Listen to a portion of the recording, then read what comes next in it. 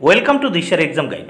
প্রিয় তৃতীয় শ্রেণীর পরীক্ষার্থী বন্ধুরা, তোমাদের জন্য এই ভিডিওটিতে আমি আলোচনা করতে চলেছি তৃতীয় শ্রেণী অর্থাৎ ক্লাস 3-র দ্বিতীয় পর্যায়ক্রমিক মূল্যায়নপত্র 2024 অর্থাৎ সেকেন্ড ইউনিট টেস্ট 2024-এর গণিত বিষয়ের প্রশ্নপত্র, তৃতীয় শ্রেণীর গণিত বিষয়ের প্রশ্নপত্র সম্পূর্ণ সমাধান সহ এই ভিডিওটিতে আলোচনা করতে চলেছি।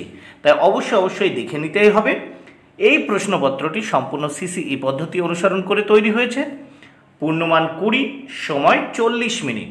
পরীক্ষার্থীর নাম, এখানে পরীক্ষার্থী বন্ধুরা তোমরা তোমাদের নাম লিখবে, ক্রমিক সংখ্যা এখানে তোমরা তোমাদের রোল নাম্বার, বিদ্যালয়ের নামের জায়গায় তোমরা তোমাদের বিদ্যালয়ের নাম লিখবে।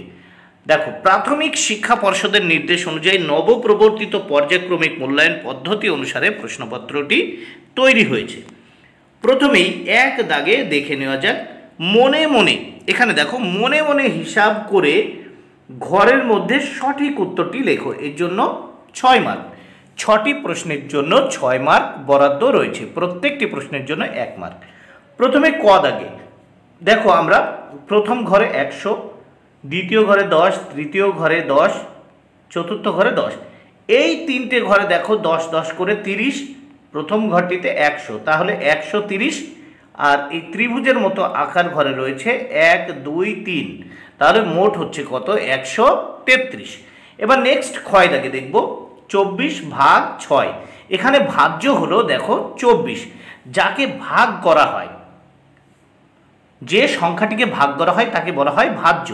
আর যে সংখ্যা দিয়ে ভাগ করা হয়, দেখো যে সংখ্যাটা দিয়ে ভাগ করা হয় তাকে বলা হয় ভাজক, আর যাকে ভাগ করা হয় তাকে ভাজ্য বলা হয়। এইবার দেখো গ দাগ, 11 থেকে 3 বিয়োগ করা যাবে দেখো 3 বার। দেখো 11 থেকে 3 কয়বার বিয়োগ করা যায়? 3 বার। কারণ দেখো 11 থেকে প্রথম 3 বিয়োগ করলে থাকে 8, তাহলে একবার হচ্ছে বিয়োগ। 8 থেকে 3 বিয়োগ করলে থাকে 5, তাহলে 2 বার হচ্ছে বিয়োগ।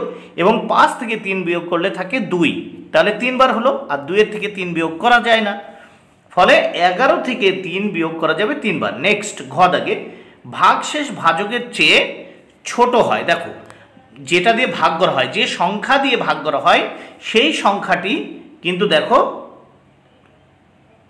সেই সংখ্যাটি ভাগশেষের থেকে বড় হয়, তাই এখানে বলেছে ভাগশেষ ভাজকের চেয়ে ছোট হয়, ফলে রাইট। এবার দেখো অঙ্গ দাগে 10 বার 10 যোগ করলে পাওয়া যায় কত? 100।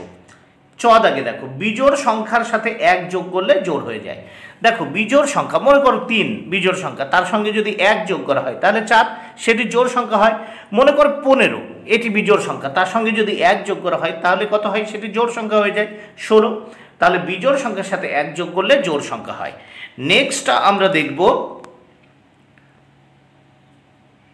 এখানে দেখে নেওয়া যাক 3 থেকে 10-এর মধ্যে জোড় সংখ্যাগুলি লেখো। দেখো এটি লেখা হয়নি, আমি এখানে লিখে দিচ্ছি। দেখো 3 থেকে 10-এর মধ্যে জোড় সংখ্যা, দেখো 4, তারপর দেখো 5, তারপর দেখো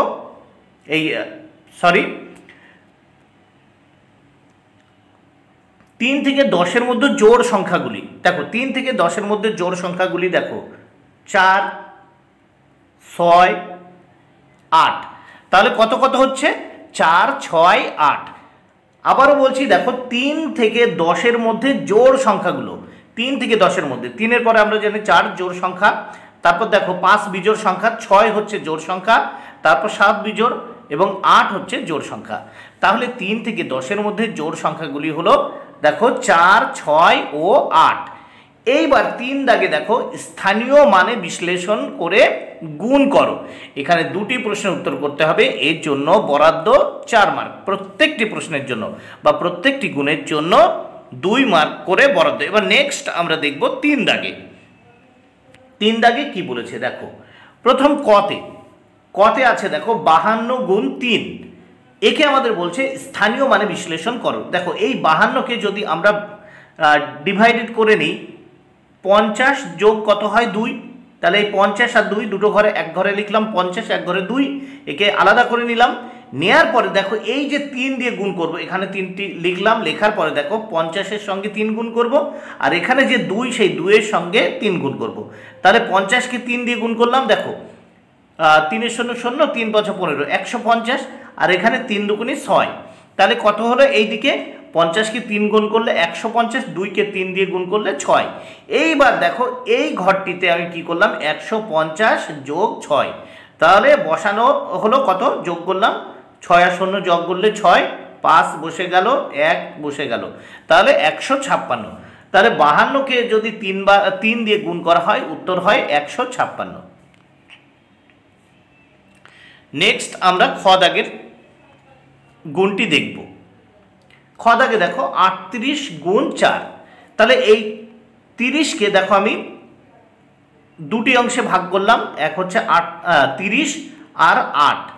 এবার এই যে গুণ 4 এটি এই অংশে লিখলাম, কারণ এই 4 দিয়ে এই দুটো অংশকেই আমাদের কি করতে হবে, গুণ করতে হবে। প্রথম দেখো 30-কে 4 দিয়ে গুণ করলাম, 3 4 12, মানে 4 0 0 3 4 12 120।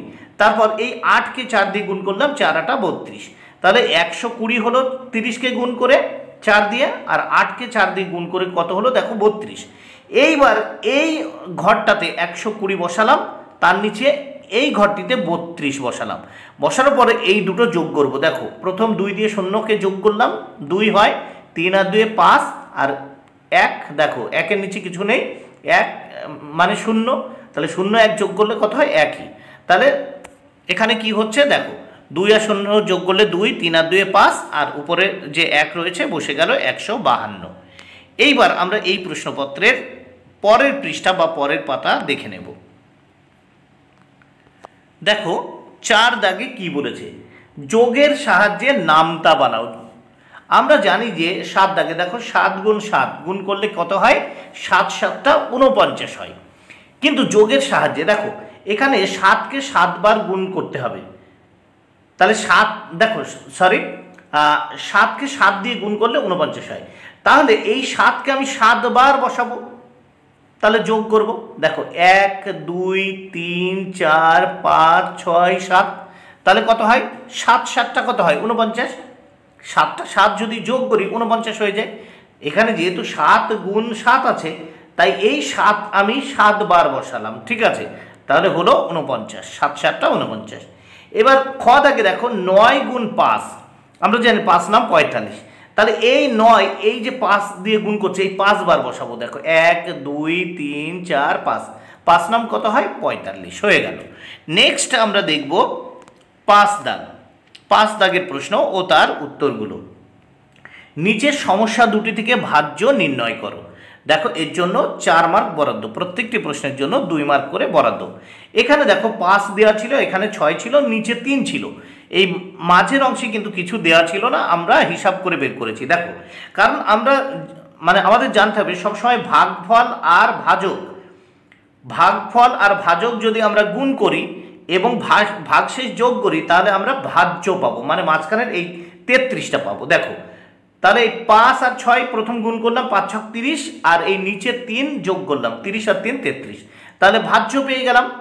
এইবার দেখো এই 33-কে আমরা যদি ভাগ করি, মানে যেভাবে অংশটা আমাদের বসাতে হয়েছে, এখানে দেখো 5 6 30, এই 30, তাহলে 33 থেকে 30 বিয়োগ করলে নিচে এই 3 থাকে, তাহলে 3 রয়েছে, আমাদের হিসাব বরাবর হয়ে গেল।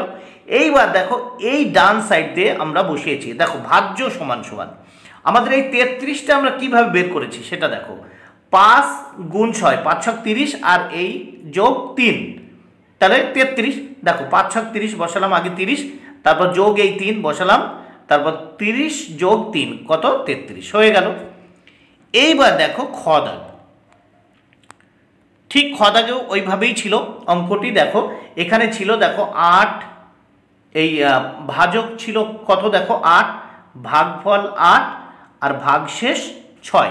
তাহলে দেখো আমরা ভাজক আর ভাগফল গুণ করেছি, 8 8 কত 64, আর এই ভাগশেষ যোগ 64 আর 6 কত হয়, এই 70 বসালাম, ঠিক আছে। তাহলে আমরা যখন এই 70-কে ভাগ করেছি, দেখো 8 8 কত এই 64, তাহলে 70 থেকে 64 বিয়োগ করলে কত পাই, এই 6। এবার এখানে তাহলে এই ভাজ্য 70 এখানে বের করতে হবে। দেখো তাহলে ভাজ্য সমান সমান দেখো এই 8 এই 8 এখানে বসিয়েছি 8 গুণ 8, আর এই যে নিচের 6 এখানে বসিয়েছি 6। দেখো তাহলে 8 গুণ 8 8টা কত 64 যোগ 6 বসালাম। এবার দেখো 64 যোগ 6 সমান 70, তাহলে অঙ্ক গেল মিলে, ভাজ্য সমান সমান কত হলো 70। এবার 6 দাগের প্রশ্নগুলো দেখব ও তার সমাধান। দেখো 6 দাগে নিচের সমস্যাগুলি সমাধান করো। এর জন্য দেখো 2 মার্ক বরাদ্দ, প্রত্যেকটি প্রশ্নের জন্য 1 1 করে বরাদ্দ। প্রথম ক দাগে একটি গরুর গাড়িতে 7টি বস্তা আছে। দেখো একটি গরুর গাড়িতে 7টি বস্তা আছে, প্রত্যেক বস্তায় 75টি শশা আছে। গরুর গাড়িতে মোট কটি শশা থাকবে? তাহলে দেখো একটা বস্তাতে যদি 75টি শশা থাকে তাহলে 7টি বস্তায় 75 গুণ লিখলাম 7। এইবার দেখো এই 7 দিয়ে 5 7টা 35-এর 5, 7 7টা 49, আর হাতের 3 কত হলো 52, তাহলে 525টি শশা আছে। তাহলে গরুর গাড়িতে মোট কটি শশা ছিল? 525টি। এবার খ দাগ দেখো ঝুড়িতে 125টি ফুল আছে, প্রতিটি মালায় সমসংখ্যক ফুল দিয়ে 5টি মালা তৈরি করলাম। প্রতিটি মালায় 100, দেখো প্রতিটি মালায় কটি করে ফুল আছে? তাহলে দেখো 125টি ফুল ছিল, এইবার দেখো 5টি মালা তৈরি করা হয়েছে, তাহলে সমসংখ্যক ফুল দিয়ে 125কে এই 5 দিয়ে ভাগ করব, তাহলে কত পাবো? দেখো 5 দিয়ে আমরা ভাগ করে পেয়েছি, দেখো 5 দুগুণে 10, আর হাতে থাকলেও তাহলে এই 12 থেকে 10 চলে গেলে হাতে 2, তাহলে 5-এর আগে 2 চলে আসলো 25, তাহলে 5 5 25, তাহলে কত হচ্ছে 25টি। আমরা যদি একবারে ভাগ করি দেখো 5 25 কত হয় 125।